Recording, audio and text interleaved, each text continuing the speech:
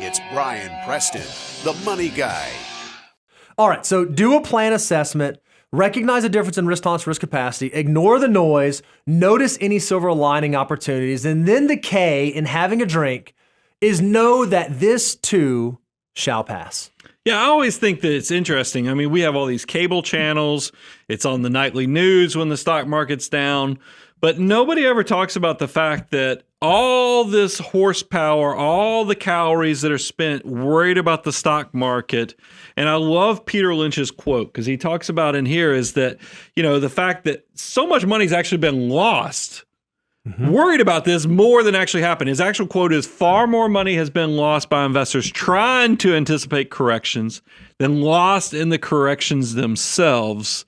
That breaks my heart because you see, and there's all kind of studies out there that show even though index investments make between 8 to 11%, depending upon which ones you're looking at, the average investor will underperform that by several percent over a long-term period. And you're like, why? What happened there? What caused them to not just buy, hold, and get the reward of being a long-term investor? You know, one of the things we always try to encourage our clients to think through, or when we're talking to them in these difficult times, is don't go out and find a permanent solution to a temporary problem. Brian, you and I were working together back in 2008, 2009. And there were a lot of clients that were getting close to that capitulation point. They were saying, oh, I need to sell. I want to go to cash. I don't want to do this. I can't do this anymore. I can't do this anymore. That is a very permanent solution to a temporary problem. The market came back. It recovered. But if you're someone who allows yourself to behave emotionally and sell at the world's worst time, it's going to be really, really hard for you to recover from that. It's going to be really, really hard for you to make that back. Well, I think there's a false belief that people have, and I'll have an illustration here to show it, is that they think, okay, if it hurts right now, I'll just go to cash for a little bit, let this pass, and then I know I'm disciplined. I hear the guys talk about they ought to be disciplined. I'll get back in. That's not a problem. The problem is, guys, this is why timing is a disaster. It's a thief in a lot of ways. It's because if you look up on the screen, we have the S&P 500. It's the roller coaster screen. I just had them put it on here. I have some numbers I want to put with this. If you look at the Great Recession of, actually, we could go all the way back to the dot-com bubble, because that was one of the longest ones out there.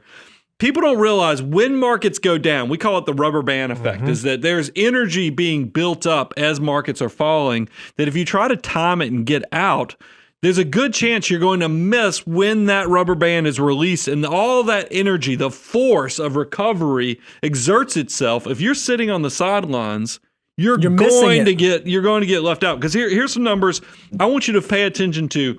What a difference a month, a year, and then even, a month and a year can do. Because if you think about the dot-com bubble burst, you can see that was dragged on for close to 2 years, so maybe even a little over 2 years. Well, when you hit the dead bottom of October 9th of 2002, if you looked at the recovery, that first month of recovery, unbelievably, the S&P 500 made 15.2% in one month. 30 trading days. So fast forward to 12 months from that October 9th, fast forward, take that to October of 2003. The 12-month period there was 33.7% rate of return. So if you're someone who's trying to sell and get out and get back in, you might be able to jump off the train. It is really hard to jump right back on that train. So fast forward, because that's the dot-com bubble. Let's do it. Maybe that was a fluke. Maybe that just happened one time. No, that's not true. In the Great Recession, think about 2008, 2009. The bottom of the Great Recession was March 9th of 2009. So if you looked at that first month, March 9th, 2009 to April 9th of 2009, it generated 26.6% in a month. In one month, we almost got 30% because realize that was a crash. I mean, that thing went down fast.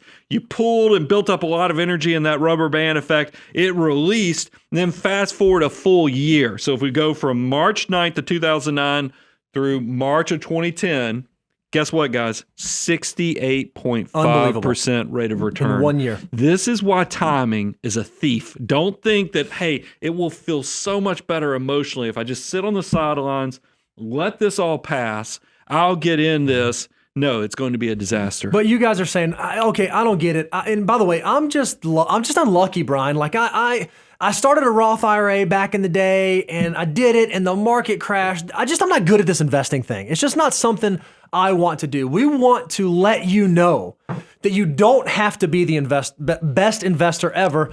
And we put together an illustration to show you this.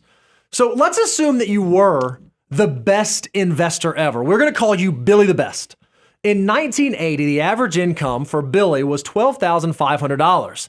If Billy was a great saver, saving 25% of his income, or $261 a month, he would be a great saver. But not only is he a great saver, he has also got the markets figured out. He says, you know what? I'm going to buy at the very bottom of every bear market. He's got the almanac. He has the almanac. He's Biff. He's Biff. This he is went Biff. back. We should name this Biff Why the did we Best. name him Biff the we Best? should name him, instead of Billy, he should be Biff the Best. Or maybe Billy and Biff are brothers, and they both went back in time. But he's got the almanac. He knows when markets are going to hit the dead bottom. He saves up his cash and waits and puts it in right at the right point. So that's one type of investor. Now let's look at unlucky Ursula, great naming Daniel. Again, same income, $12,500 a year in 1980.